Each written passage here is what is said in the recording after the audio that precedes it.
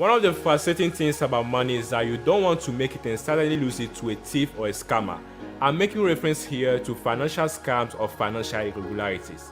In Africa, there are hundreds of them happening across the 44 sovereign countries. This hasn't helped the already vastly underdeveloped continent. In this video, we will cover 10 of the biggest financial scams or irregularities that have marked the African continent in the last 20 to 30 years. If this is your first time watching us, make sure you hit the subscribe button and click also on the notification bell to never miss any of our educational videos about Africa. Now let's get started. Number 1. Union Bank Nigeria. When you think of the biggest scam in Nigeria, you will probably have in mind Hush Puppy, the Instagram influencer who got arrested in 2020 for financial fraud. However, he is not the biggest fraudster in town. Between 1995 and 1998, former director of the Union Bank of Nigeria, Emmanuel Nwede, got into what one could call the century's biggest fraud. With his group of complices, he defrauded the then director of Brazil's Banco Noroeste a total of $242 million, with $191 million in cash and the rest in outstanding interest. This is undoubtedly a considerable amount of money. Since the case started getting public attention, Nick was arrested and later on released. This was the third largest crime in banking history. Number 2. Huge bad loans, Egypt.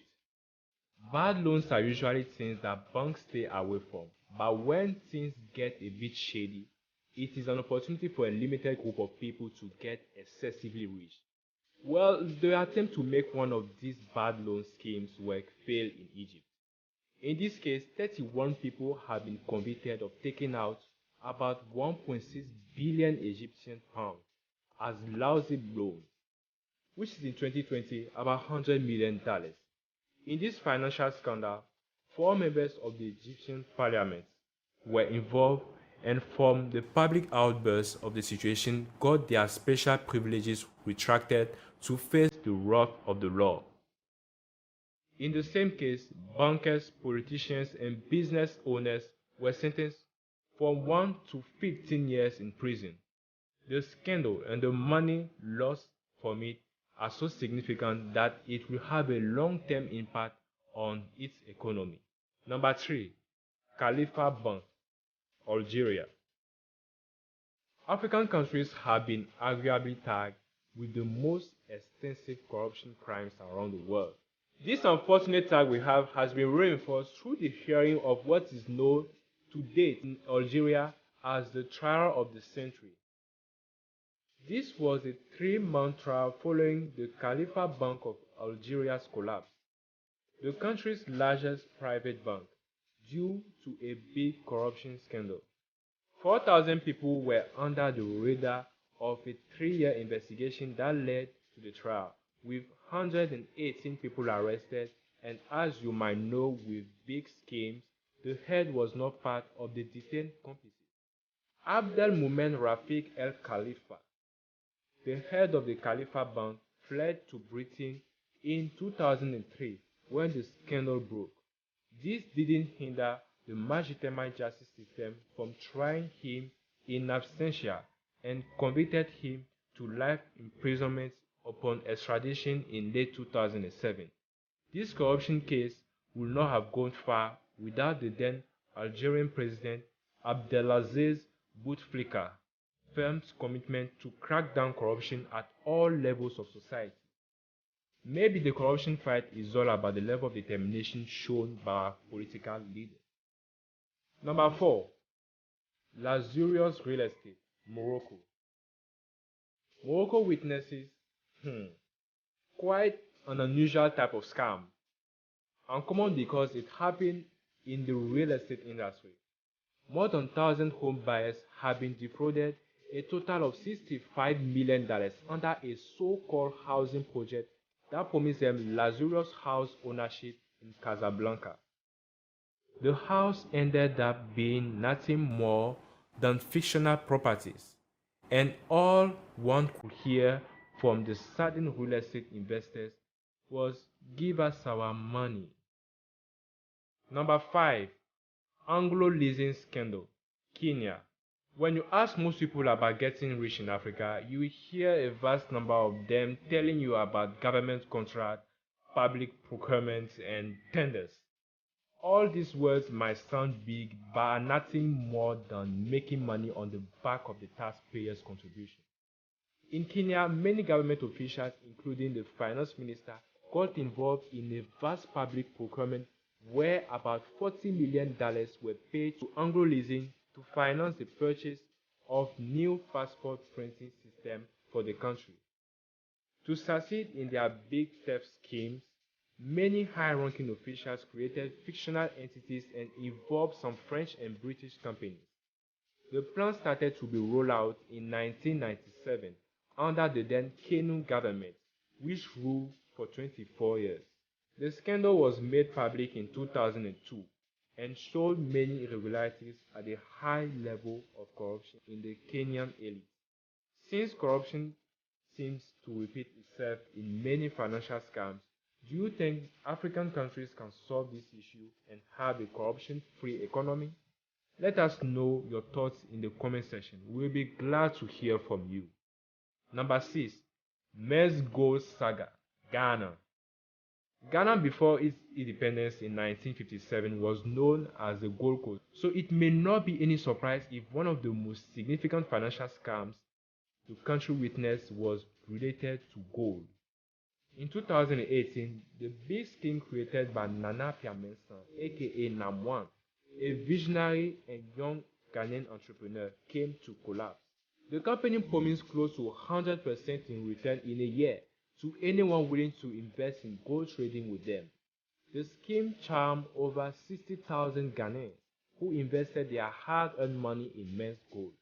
The case's legal resolution was also complex since the Security and Exchange Commission was confused about whether Nam1 and his team were running an investment company or more like a very innovative type of business model. Number 7.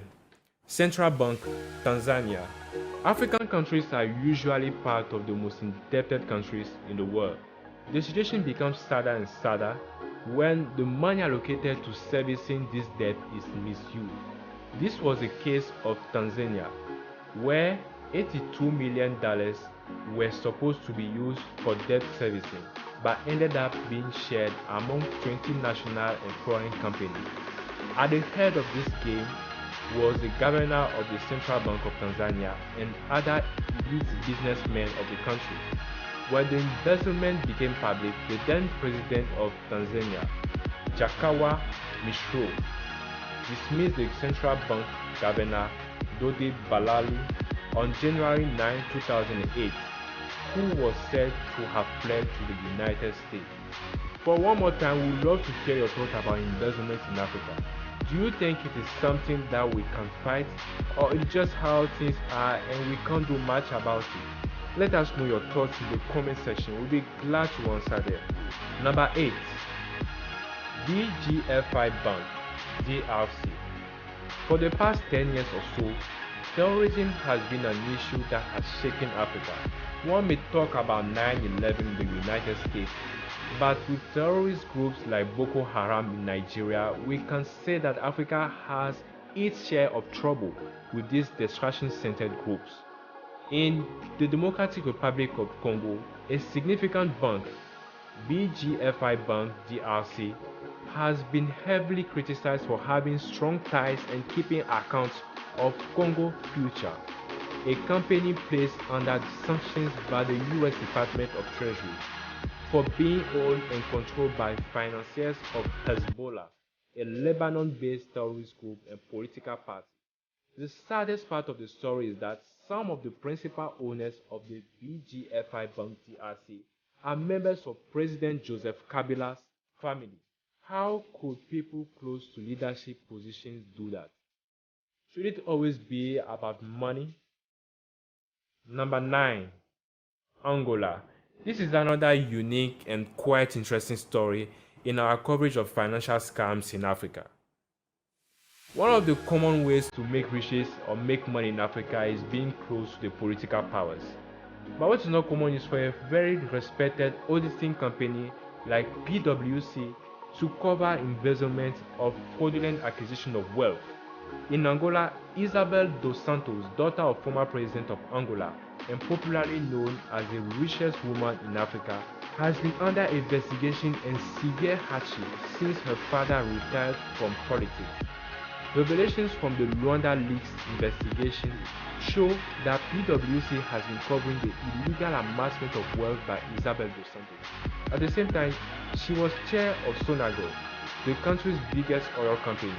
Since then, PwC has been trying as much as possible to distance itself from this story that is tarnishing its brand as an auditing firm. Number 10. Cashgate, Malawi. In Malawi, the drama started after the murder of budget director Paul Mpeyiho in September 2013, troubling revelations about how some resources are being dispersed in Malawi outraged both citizens and the international donors. In what is known as the Cashgate scandal, about $200 million were lost. These funds were supposed to provide computer-based financial system for the country. Looking at the same 9 cases or previous stories cited here, this is probably nothing new to you.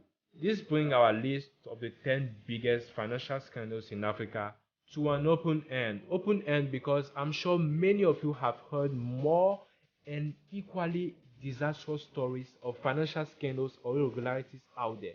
So please feel free to share them with the rest of the community. Thank you once again for being a pundit and see you next time. Bye.